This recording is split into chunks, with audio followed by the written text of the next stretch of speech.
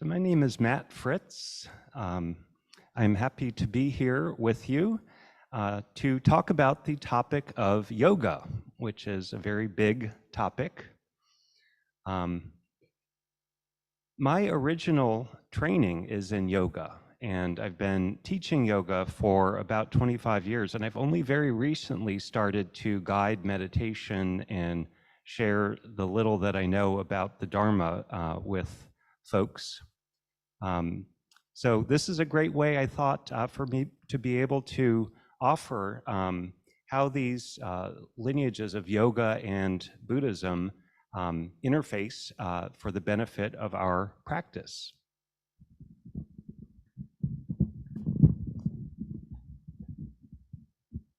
So just an overview of the evening. We're going to start with a shorter practice than you may be used to. And then we'll move into a definition or definitions of yoga and a brief history of yoga. Then we'll have a brief stretch break where we can breathe and stretch. And then I'll give a short overview of the integral yoga system that I trained in, that is whose home is at Yogaville, which is an hour away from here. And then we'll have a little bit of a longer break with some music. And then after that, I'm going to talk a little bit about commonalities and differences between yoga and Buddhism. We'll have another short practice, and then I'll say a few words about yoga in the Himalayan Buddhist tradition. And then we'll have some time for Q&A. So it's a little bit of a different format, and this is based on something I've been playing around with in my own practice, in that I'm inspired from a retreat I just completed up at Wonderwell, and also through the approach that Healthy Minds Innovations takes through their app around this concept of micro practices. So this means that in my own life and practice recently, rather than thinking about doing an hour-long yoga and meditation practice, once a day, I've been breaking it up into like 10-minute chunks, 6 times during the day, interspersed every 2 hours, as a time to do a couple of, postures that help with grounding and stretching, to do a little bit of breathing and a little bit of meditation. And I found that practice works for me, this concept of micro practices. So I thought we would explore that together here tonight and see how it goes. And this isn't just me making it up, this concept of micro practice. This is actually embedded throughout the Himalayan Buddhist tradition and perhaps other Buddhist traditions. And I'll just share a quote before our practice that underlines this concept of micro practice. And this is from the Venerable Khenpo Rinpoche from The Beauty of Awakened Mind. In the beginning, generate compassion. In the middle, meditate on the absolute truth of the Dzogchen state, the natural completion state. And in the end, dedicate the merit. Practice like this in many short sessions with great joyful effort.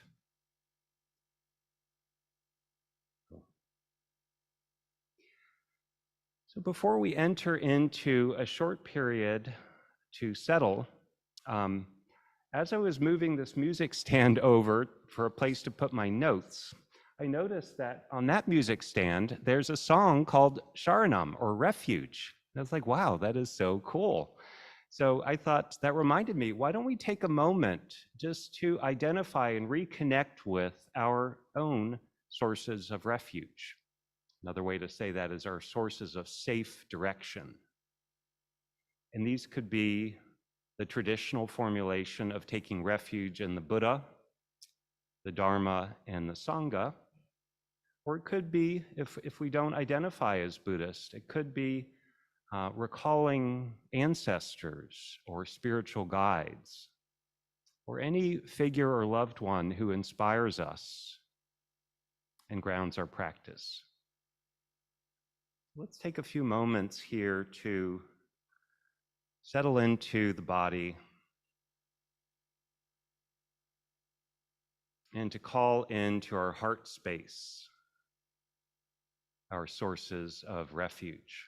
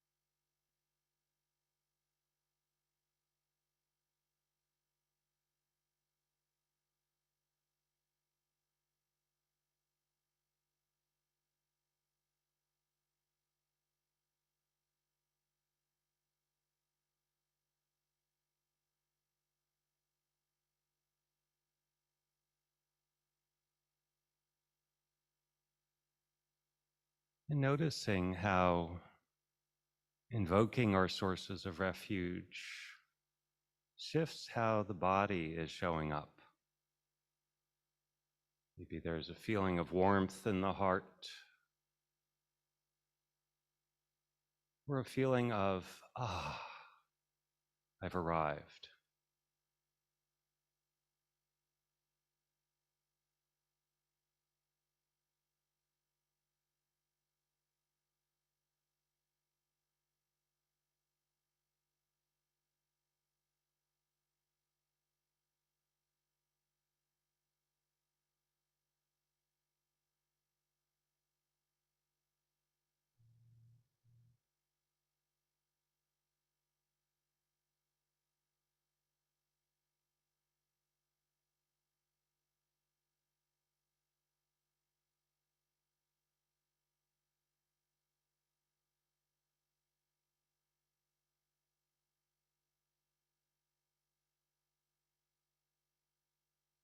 Now let's connect into our energetic body, our feeling body, by taking 3 deep breaths together, beginning with a full exhale, exhaling every drop of breath, and then a deep inhale down into the belly, up into the chest, and a long, smooth exhale.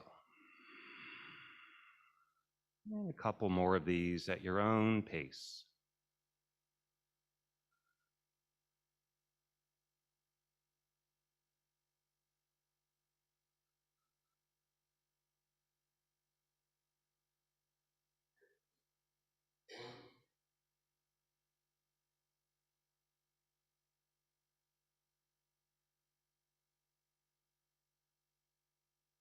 And then beginning to tune into the energetic body as the breath returns to a normal rhythm. Last night was a full moon, so you may feel a sense of heightened energy, or perhaps not.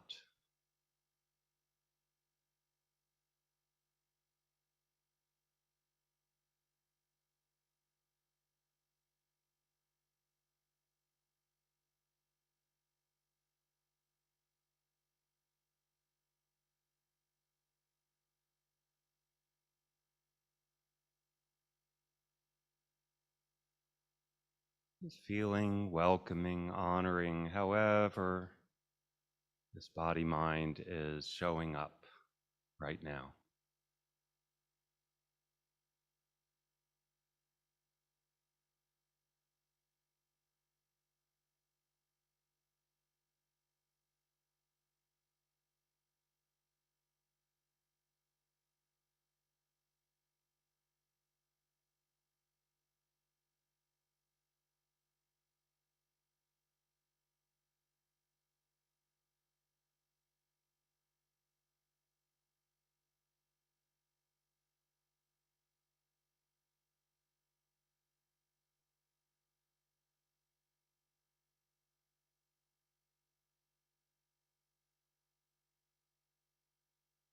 And then gradually widening the scope of our awareness, perhaps blinking the eyes, including our dear Sangha in our circle of awareness as we conclude this micro practice.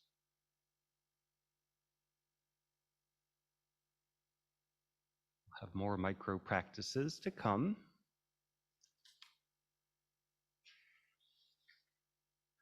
So part of the reason I wanted to talk with you about yoga tonight is sometimes there's some myths and misconceptions that really are not so useful. So my particular favorite is I'm not flexible enough to do yoga, which I always get a giggle out of. In actuality, yoga in its original sense has very little to do with stretching. And if we trace the Sanskrit root of the word yoga back thousands of years to its first use in the Rig Veda, we find that it really means two things. One is yoke, like yoking an ox, and one meaning union. So, yoga is a holistic and multifaceted practice that originated, of course, in ancient India. And it's a term that refers to a wide range of disciplines or practices, physical, mental, emotional, and spiritual. So, and it's kind of interesting that the Sanskrit root that yoga is based on, yuj, is the same root that eventually evolved into English, yoke. So we can think of yoga meaning yoke or control, as well as to join or unite, referring to uniting or integrating mind, body, and spirit, and promoting our overall well-being. So these original aims of yoga were, first of all, to control or yoke and calm the mind, and then secondly, to re-experience union with a witnessing awareness that is untouched by our suffering, by our seemingly endless mental chatter. So these aims of yoga originally are quite similar, perhaps, to aims that we may have as Dharma practitioners. So just a sampling of a couple of definitions of yoga as they appear in ancient texts. The first set of definitions is from the Bhagavad Gita, which is a Hindu scripture that is part of an epic poem called the Mahabharata. And it's one of two epic poems in Sanskrit that date back probably to around the 2nd century BCE. So anyway, these are a couple of verses from the Bhagavad Gita that speak to what is yoga. First of all, be equal-minded in both success and failure. Such equanimity is called yoga. That's one. Then chapter 2, verse 50, yoga is skill in action. And then chapter 6, verse 23, know that which is called yoga to be separation from contact with suffering. It's not saying separation from suffering, it's separation from contact with suffering, like this second dart or second arrow concept that we may be familiar with in the Dharma. So those were three definitions from the Bhagavad Gita. Now, if we fast forward about 300, 400 years, all these times are approximate. We don't know exactly when these texts were written. But if we fast forward to a text called the Yoga Sutras of Patanjali, written by Patanjali, as you might expect, we get these classic definitions of yoga. So first of all, the second verse, this is a set of 196 aphorisms that really are a handbook of how to practice yoga and how to live in harmony with ourselves. But the second out of this 196 is in Sanskrit, yogas chitta vritti nirodha. or yoga is the calming down of the fluctuations of the mind, so the settling of the busy mind. The next verse, 1.3, goes on to say, then the seer, meaning us, the practitioner, is established in his own essential and fundamental nature. So when our mind calms down, we can reconnect with our own true nature. And then the next verse, in other states, there is identification with the modifications of the mind. So that means anything else other than settling the mind takes us away from who we really are. So those are just a couple of definitions from ancient texts. And wanted to talk a little bit about what are the commonalities of this wide array of practices that are included under this umbrella term of yoga. So of course, there's an emphasis on physical health, mental well-being, spiritual growth, self-awareness, and also with this concept of union that is one of the translations of the word yoga. There's a Norwegian scholar of the history of religions, who's a professor at University of Bergen, describes 5 main characteristics of yoga that can help us to find common ground among all of these different disciplines that have yoga, the name yoga attached to them. Number 1, yoga is a discipline method for attaining a goal. So it's a method.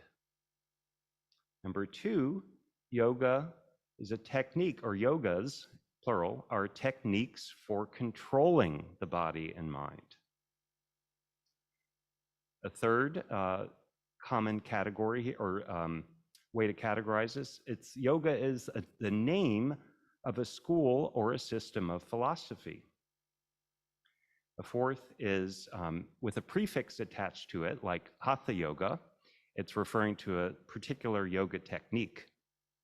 And then the last is my favorite.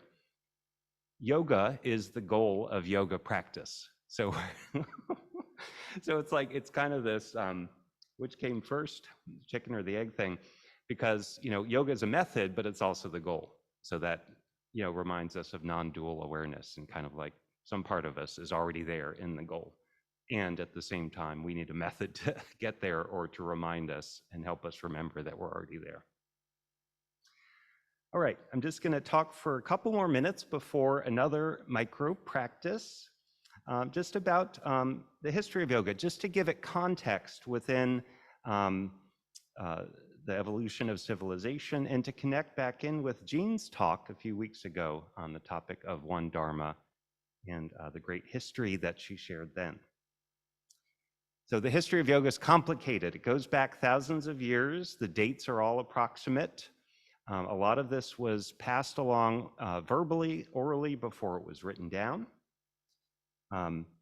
But we do know that it's rooted in ancient Indian civilization.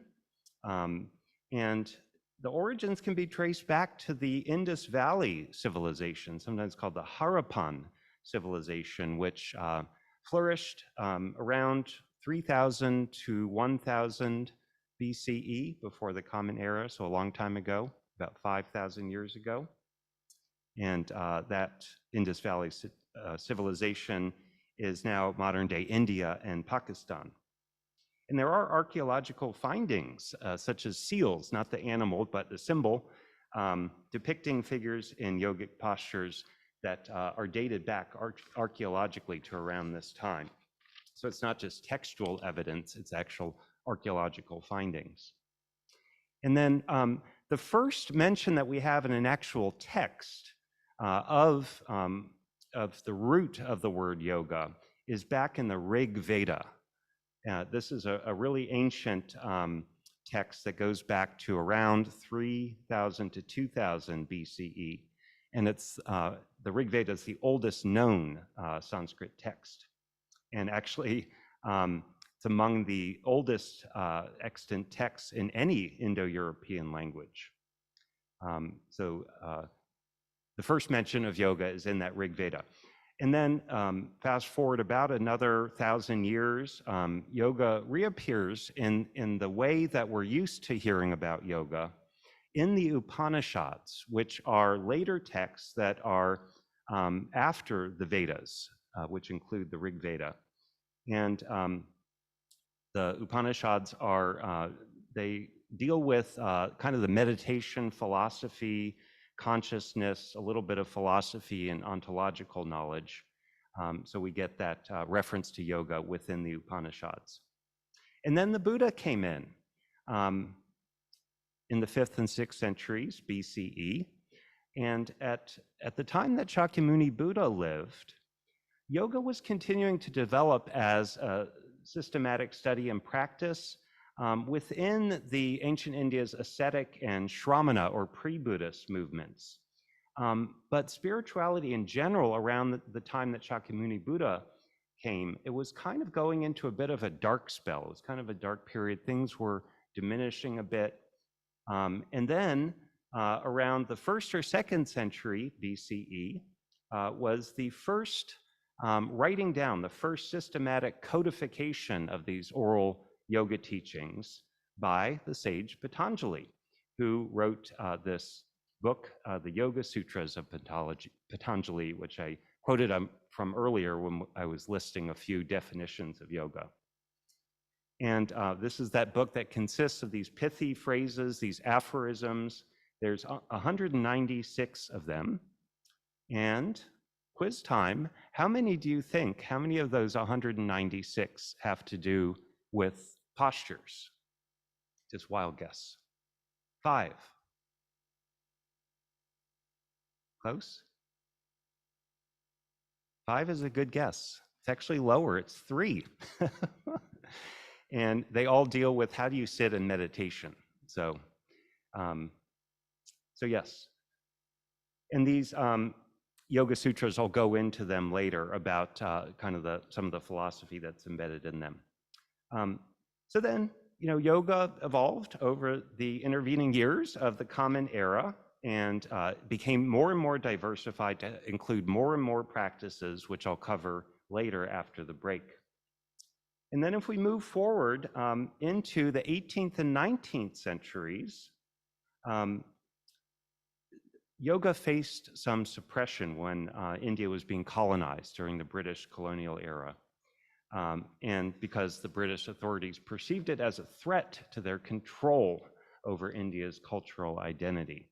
So as a result, unfortunately, the popularity of yoga declined in its home country during this period of colonialism. But then there was a revival in the 20th century, actually in the late 19th century, by a monk named Swami Vivekananda, who played a crucial role in bringing yoga to the West through firstly through his speech at the Parliament of World Religions in Chicago, and that was in 1893. And he emphasized yoga as an accessible spiritual practice that is relevant to us as Westerners. So he's a big figure in terms of bringing yoga to the West. There's a number of other big figures that I'll skip over. And of course, we have then the 1960s and 70s with Woodstock and counterculture and another surge in popularity of yoga in the West. And this is when more and more people are attracted, seeking stress relief, physical fitness, and spiritual connection. And now in modern days, yoga has a ton of benefits that are supported by scientific research. And so it's spread to millions of practitioners within the states into healthcare settings, schools, workplaces, and of course, fitness centers. So that is a sweeping overview of definitions of yoga and a brief history of yoga. Let's take a mini practice break by doing a little bit of stretching on your own, and I'll suggest a couple of things, but this is really a chance to tune into what our bodies need right now. So maybe it's standing up, or maybe it's remaining seated. And just allow any sort of movement to originate organically without thinking about it.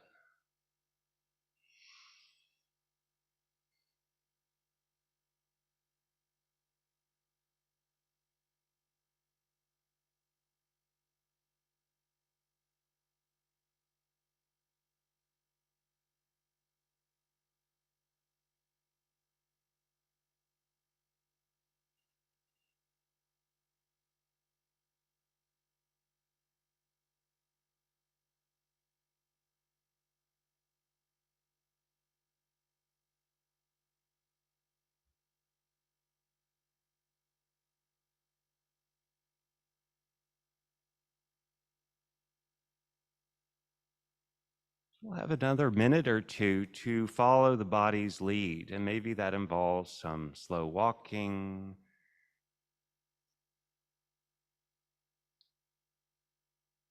There's no right answer here.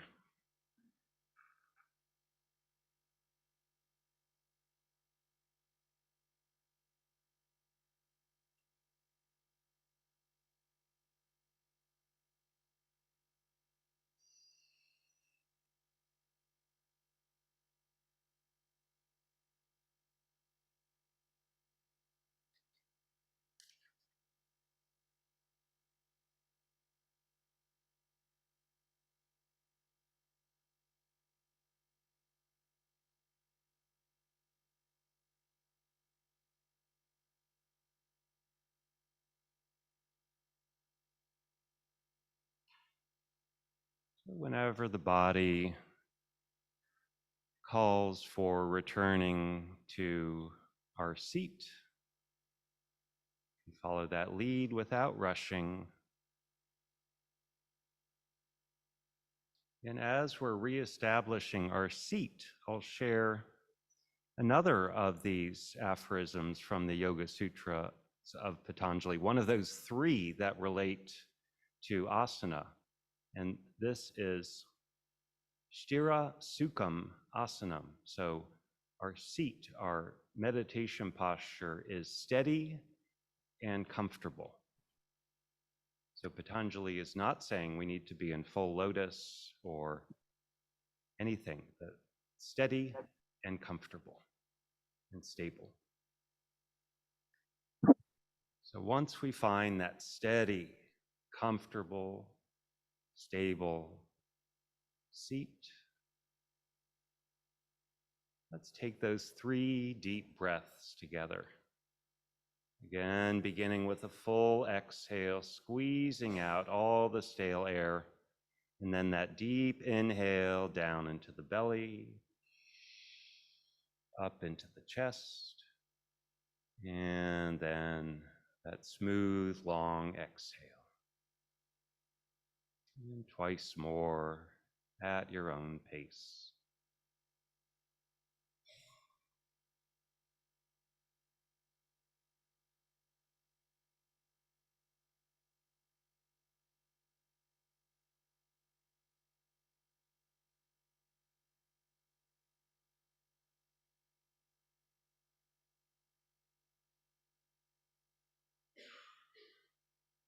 Great. So in this next segment, before our break, I'd like to share a little bit about integral yoga because it's the style that I trained in back when I was an undergrad student here at UVA in the 90s. And so integral yoga is not the only school of yoga, but it's nice because it integrates 6 branches of classical yoga philosophy and practice. And I'll describe those 6 branches in a moment. But this is a style of yoga that was brought to the West by Swami Satchidananda, who gave the opening address at Woodstock back in '69. And in that opening address at Woodstock, he referenced back to Vivekananda's speech at the World Parliament of Religions in Chicago by greeting the crowd with brothers and sisters of America. So I think he was referencing back to tie into that lineage stream that Swami Vivekananda brought to the West. Swami just means monk. So the home base of integral yoga is Satchidananda Ashram, or Yogaville, which is integral yoga's world headquarters. It's an hour away from here. There's a couple hundred people who live there. I lived there for 3 years, from like 2014 to 2017. And there's a bunch of guests who go through there, so you can go down for a day trip, and they have amazing food there. And then they also have a teaching academy where you can do yoga teacher training, and that's where I did my teacher training. But anyhow, so that's a little bit about an overview of the founder of integral yoga, who is no longer in the body. He passed away in 2002, but still remains a powerful force for devotees and practitioners of integral yoga. So the aim of integral yoga is to integrate body, mind, and spirit, and also these 6 classical branches of yoga. And the point is to develop ourselves as whole people, physical, emotional, intellectual, and spiritual, to lead us back to our true nature. And a key component of integral yoga is it's based on an interfaith understanding. So yoga in itself is not a religion. It definitely was born out of Hinduism and is highly connected in with that. But in itself, one can practice yoga in a religious context or outside of any sort of religious context. So, and that's a fundamental tenet, not just of integral yoga, but more broadly, is this interfaith understanding. And there's Swami Satchidananda taught that all religions share some universal principles. And so he came up with this motto, truth is one, paths are many. And that's embodied in a meditation shrine there that's called the Light of Truth Universal Shrine down at Yogaville. So just like to transition into these 6 branches of yoga, these 6 types of yoga that are part of integral yoga, and then we'll have our break. So the first is the one that we're most familiar with probably, called Hatha Yoga, which focuses on physical postures, breathing techniques or pranayama, and also meditation. Often the practice of Hatha Yoga includes being vegetarian and abstaining from things like tobacco or alcohol or stimulants, just so that the body can be in this steady and comfortable meditation posture. But that's not required. But Hatha Yoga is the physical aspect that we're probably most familiar with. A second of these 6 branches of yoga is, it's called Raja Yoga or kingly yoga. And this is a path of meditation and self-discipline based on ethics. And it involves something called the 8 limbs of yoga, or Ashtanga yoga in the Sanskrit, which is different than you might be familiar with a very, very physical and gymnastic style of Hatha yoga called Ashtanga yoga. This is something different. It simply means 8 limbs. And these include yamas, which are observances, and niyamas. Yamas, which are things to avoid, and then niyamas are things to do, to cultivate. So these are things like non-violence, truthfulness, non-stealing, moderation, non-greed. So very similar to the Buddhist precepts. And then we have these qualities to cultivate, like purity and contentment, spiritual study, self-discipline, and leading a dedicated life.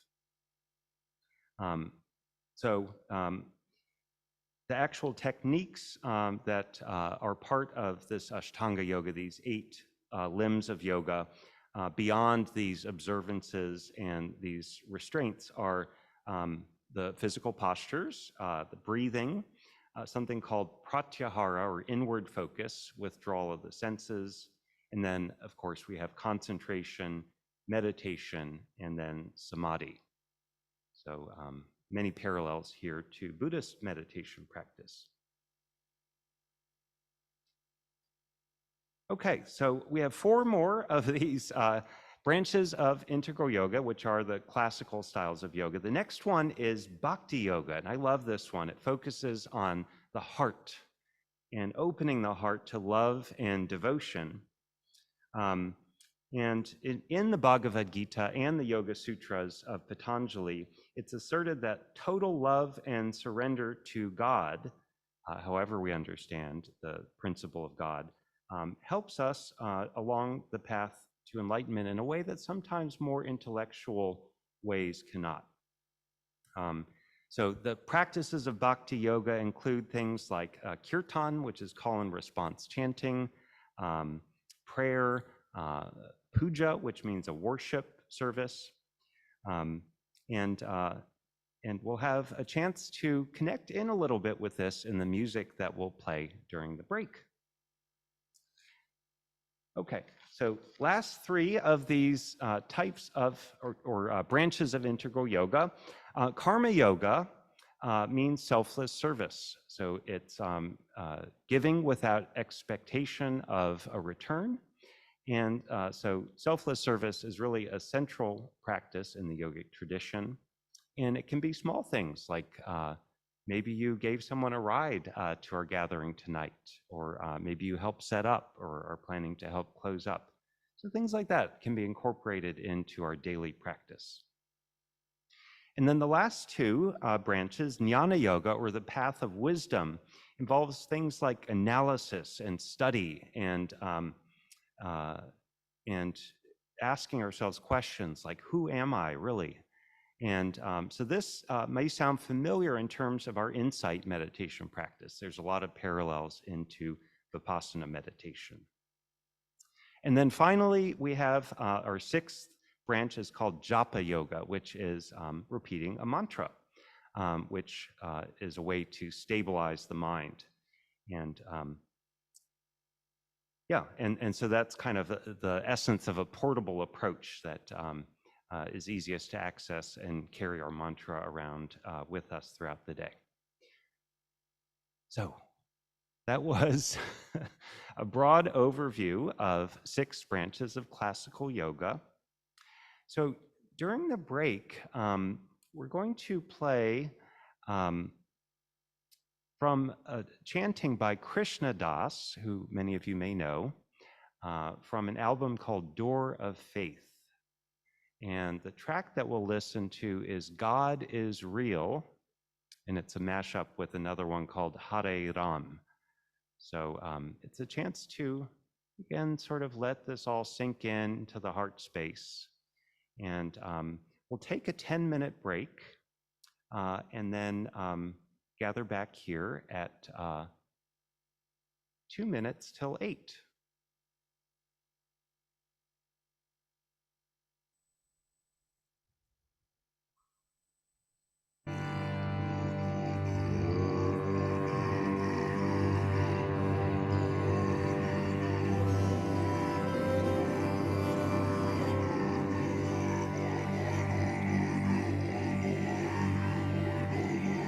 There are some things. So welcome back, everyone.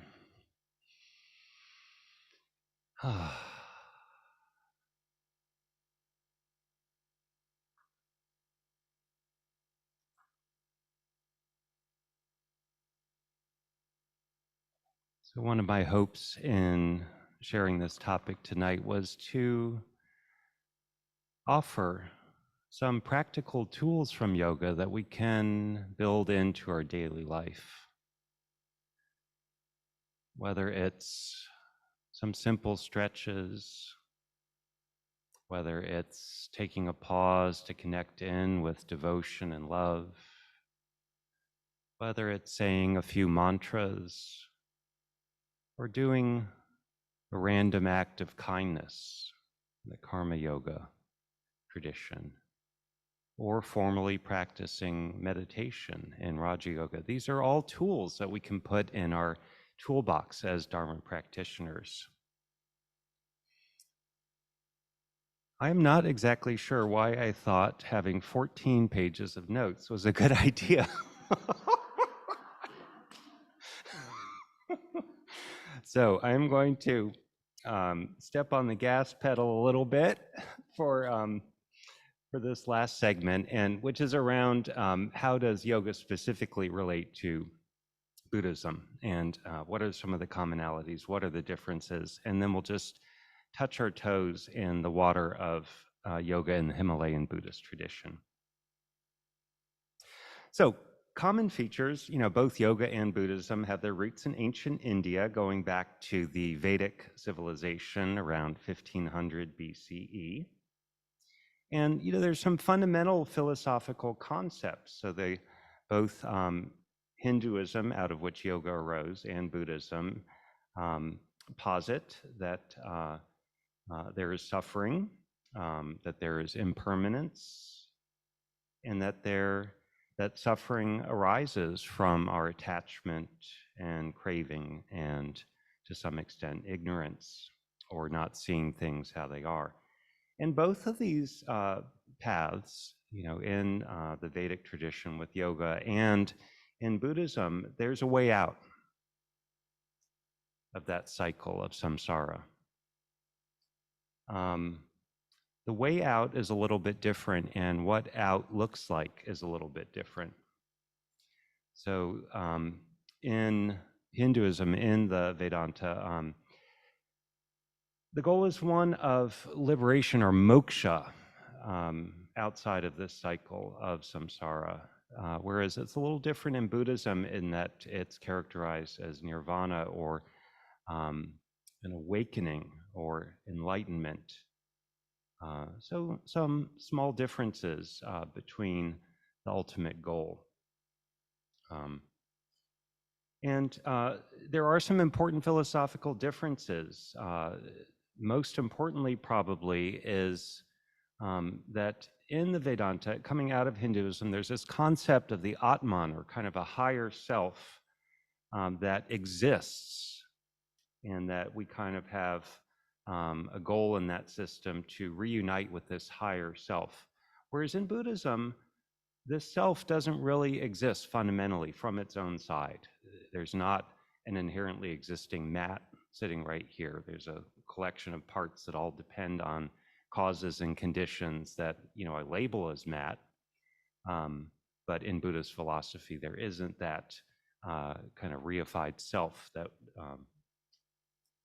that is characterized by this Atman concept in Vedanta and Hinduism. So yeah, I mentioned earlier some of the overlaps in techniques, between the dharana and dhyana aspects of Patanjali's Ashtanga Yoga and our practice of mindfulness, of Vipassana. And then, yeah, there's a couple of similarities when we go into the non-dual side of things, with the Advaita Vedanta is certainly a famous non-dualistic school in Hindu philosophy. And then, non-dualism shows up in some of the Mahayana Buddhist schools. So there is that common link. So with these, while these kind of connections exist between yogic practice and Buddhist practice, it's important to remember that they have different historical backgrounds and slight differences in practices. But it really is these commonalities and the way that yogic practice and Buddhist practice, can feed off each other. It's really kind of like weaving a tapestry, a rich tapestry of practice traditions and philosophy. So that is some short words about similarities and differences between yoga and Dharma practice. I do want to say a few words in service of giving an inclusive overview of yoga, about how yoga shows up in the Himalayan Buddhist tradition, in the Tibetan Buddhist tradition, whether it's Mahayana or Vajrayana. And in the sense of Tibetan Buddhism, yoga has a little bit of a different sense. The word itself generally refers more to specific methods or practices. So there's many yogas that often refer to a set of inner practices, not stretching, to purify and expand the mind with the ultimate goal of reaching enlightenment or Buddhahood, realizing our own true nature.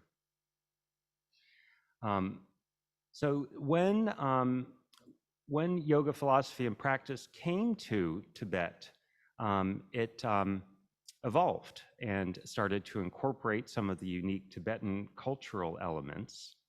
So there's a little bit of a different expression of yoga practice within Mahayana and Vajrayana Buddhism. And so yes, in Tibetan Buddhism, yoga encompasses a wide range of inner practices, meditation techniques, visualization practices, some pretty dramatic physical movements, breath control techniques. But for all of these, there's a really important caveat in the practice of yogic Buddhism, in Himalayan Buddhism, that these practices are taught and transmitted by qualified teachers, which is not me. I'm not a qualified teacher in this realm of Tibetan Buddhism. And these practices are taught and learned over years in the context of a lineage, that really emphasizing the importance of an authentic and direct connection between a teacher and a student. And so the info that I'm sharing and I'm about to share around specific practices is all publicly available. You can Google it. And this is just meant simply to be an overview of yoga in the Buddhist tradition as part of this larger overview that I'm trying to offer tonight. And so I am definitely not leading guided practices from the Vajrayana tradition or the Tibetan yogic tradition. There are certainly qualified lamas who can do that, and I am not one of them. So if we get into just a little bit of detail before we open it up to our last mini practice session and some Q&A and sharing, I'll just go over a few examples of the types of things we encounter with yoga in the Himalayan Buddhist context. So there are things, something called nada yoga or nangjang, and this is a form of yoga practice that uses sound and mantras to purify our subtle energy body, the channels through which our prana or our subtle energy flow, as well as the energy centers, our chakras. So these techniques are designed to clear away obstacles in our subtle energetic body, in our chakras and the channels that carry the vital energy. We actually have a Lama who is moving to Charlottesville in September and who is very qualified to teach these practices. His name is Lama Tashi, and during our last micro practice, we'll have a chance to listen to him chanting and guiding us, so to speak, in some of these practices. So the hope is that he will be also coming to IMCC in October, which I'm very excited about. So yeah, look forward to having Lama Tashi with us. Another couple of yogic practices in the Tibetan system. One is called Trul Kor, or magical wheels. And this is sometimes called Tibetan yoga or Tibetan yantra yoga. And this is a practice that is very different from Hatha yoga. You're holding your breath, you're doing like these very sharp movements and very vigorous, and with the goal of, again, trying to purify obstacles in our subtle energy body and increase the flow of vital energy throughout the body. So very physically dynamic, but also taught in conjunction with traditional Buddhist meditation and philosophy. So there are some good books out there on Tibetan Yantra Yoga. Alejandro Chaul, who often teaches down at Serenity Ridge, which is 45 minutes away from here, is a real expert in this Trul Kor or Tibetan yoga.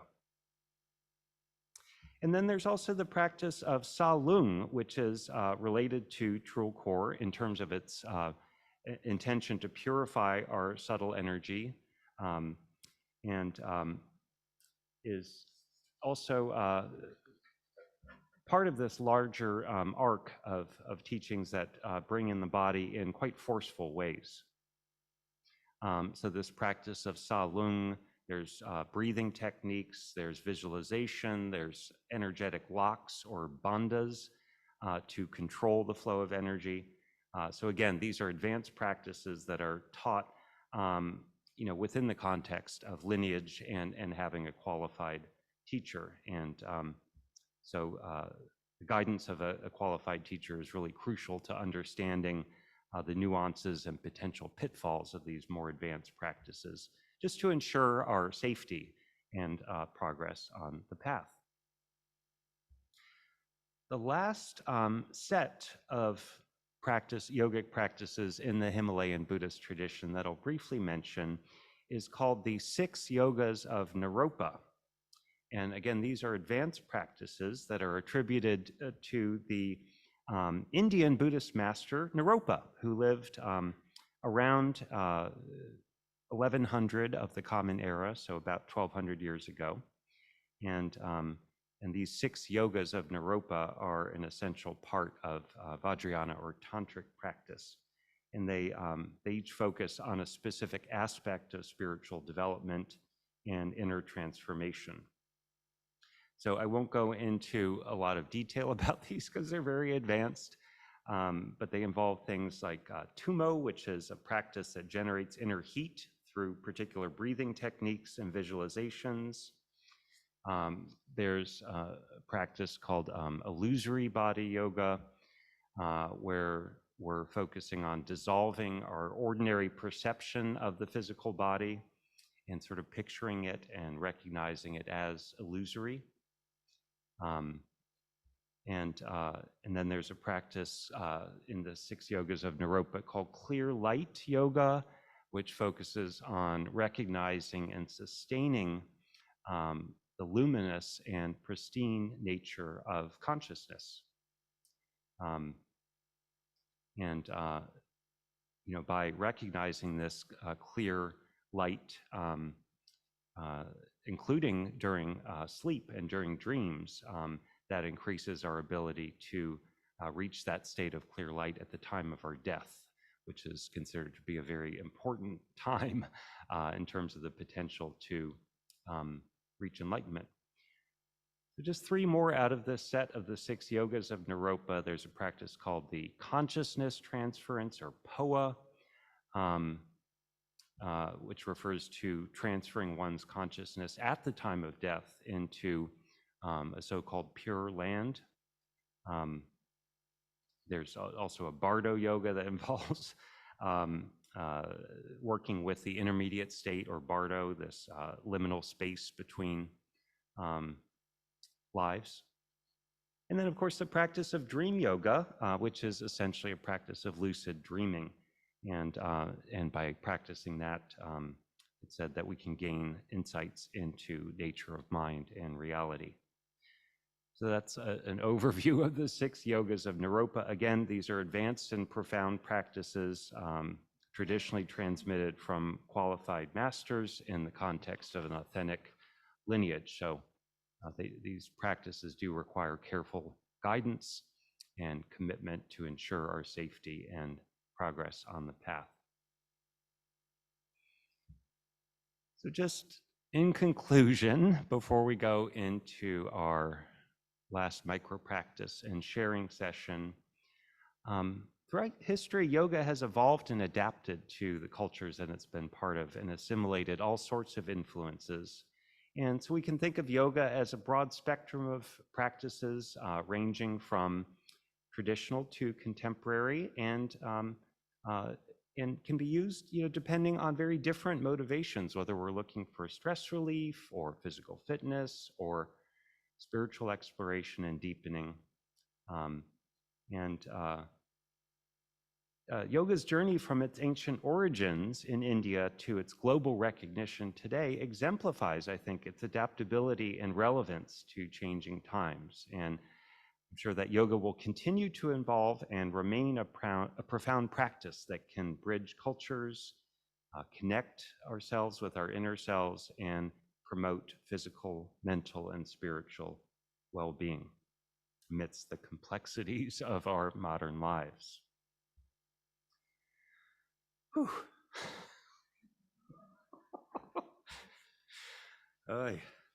14 pages. So now let's take a chance to listen to Lama Tashi, who was actually nominated for a Grammy for the disc Tibetan master chants, and is a very deep voice, this multiphonic chanting. And the mantra that we'll be listening to is that of Tara, who is the Divine Mother and the ultimate protectress. And it's kind of difficult to hear what he's chanting here, but the mantra, in case you're interested on repeating it to yourself as Lama Tashi does, is Om Tade, Tu Tade, Tude Svaha. So Om Tade, Tu Tade, Tude Svaha. So I invite you to just absorb, maybe on a non-conceptual level, the power of Lama Tashi's chanting.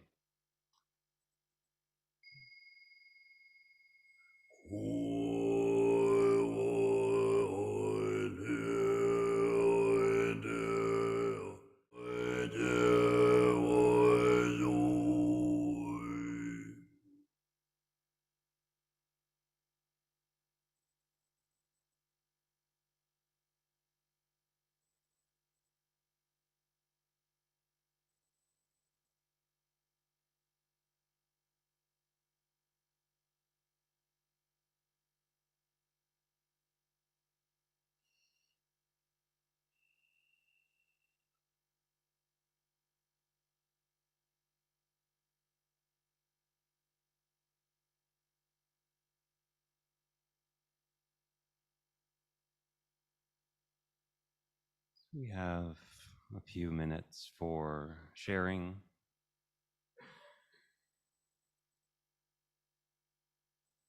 for questions.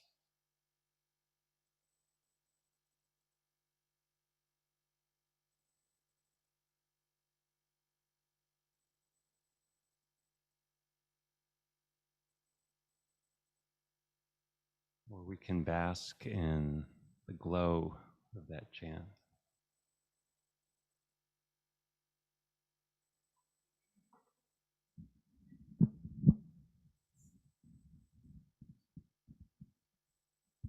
In following his breathing, it was a very fast in-breath of just almost like gulping the air, it felt like, and then this slow, controlled out-breath that almost made me feel, well, not really like I was chanting, but that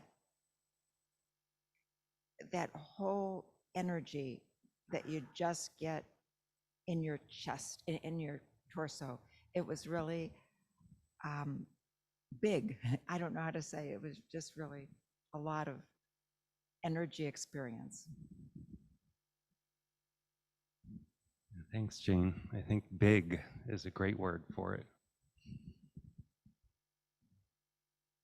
Yes, Cindy. Could you say more about your practice of doing 10 minutes, did you say 6 times a day? Yeah, is that a routine that you do the same practice or do you mix it up? Yeah, so I have like a basic framework, so I don't have to think about it too much, but then I adjust depending on how I'm feeling or what my body or heart or mind needs. So it's, a few stretches, a little bit of breathing, a little bit of prayer, a little bit of settling.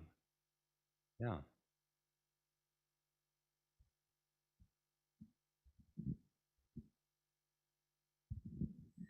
Matt, thank you. Thank you so much. I certainly knew that there was more to yoga than just the yoga classes I've taken.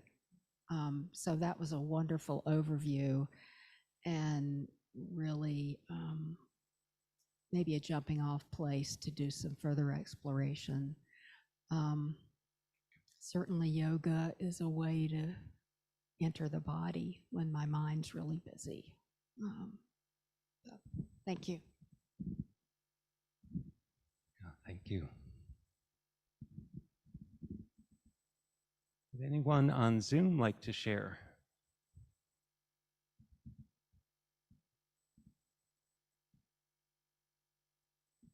Sidna. Thank you, Matt. I wonder if it's just here we are, Americans, and I've noticed over the past several years, yoga in certain places, spaces, has almost become the thing, competitive, what we can wear, how we look. Mind you, not me, okay? But it seems to at times lose what you're bringing us back to, if you know what I mean.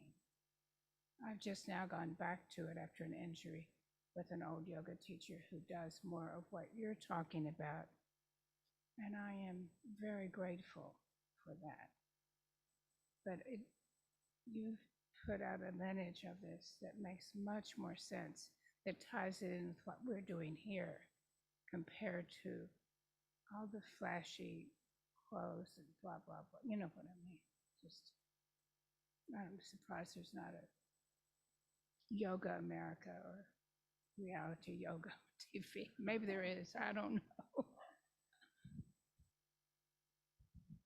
Yeah, thank you, Sidna. Yeah, it is so unfortunate that there are these misconceptions that yoga requires spandex, or, you know, I have to be flexible to do it, or I'm a man, so I can't do yoga. And it's really unfortunate because yoga means union, and you know, it's kind of this othering of people and creating this perception that yoga is not for me. And I think one thing that I left out when I was talking about the history of yoga is really all of these different schools of yoga, the Bikram, the Iyengar, the integral yoga that I talked about. These are coming out of the last 150 years. So it's relatively new, this yoga as exercise movement. So it's not the historical roots from the Vedas. So.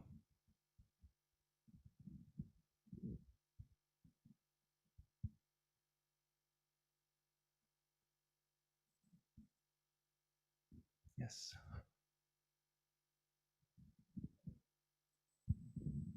Thanks for sharing your 14 pages of notes with us. I was just wondering if you have sources or like books that you reference to create those that you could share for anyone who wants to learn more. A lot of that I had never even heard that explanation of yoga before that you gave. But similarly, I feel like I've only had exposure to like a class at ACAC or something like that in terms of what yoga is. So it'd be interesting to read more. Yeah, great question. I would highly recommend the Yoga Sutras of Patanjali. There's a number of good translations with accessible commentaries on them, but to be able to go to the source, I think, is always good. And then, yeah, you can find, you know, translations that help it be a little more accessible in our 21st century context. So that would be my top recommendation. Thanks.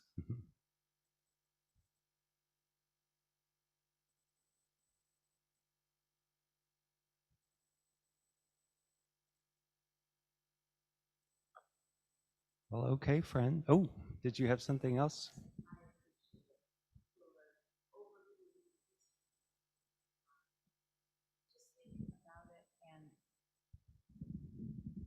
The concept of meditation would cross my mind with yoga. And occasionally I would think, whoa, they're almost synonyms. And then other times I kind of went to maybe meditation is a subheading of yoga. But anyway, just in that we tend to think of meditation here, but what you were talking about was so similar in ways. But Thank you. Well, I see it is 8:30, so may I recommend just to take a moment in our own way to dedicate the merit of our practice this evening.